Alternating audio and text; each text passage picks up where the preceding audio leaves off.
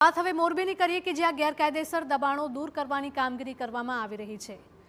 વિવિધ વિસ્તારોમાં ગેરકાયદેસર દબાણો કરવામાં આવ્યા હતા। લીલાપર ચોકડી પાસે સરકારી જમીન પરના દબાણો હટાવવામાં આવ્યા હતા। વન રોડ અંતર્ગત દબાણો તોડી પાડવામાં આવ્યા હતા। પોલીસ બંદોબસ્ત અને અધિકારીઓની હાજરીમાં કાર્યવાહી કરવામાં આવી રહી છે।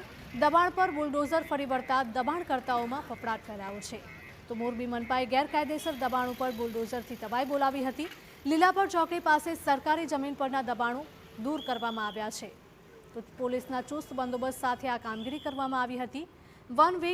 વન રોડ અંતર્ગત તંત્રએ બુલડોઝરથી તબાઈ બોલાવી હતી।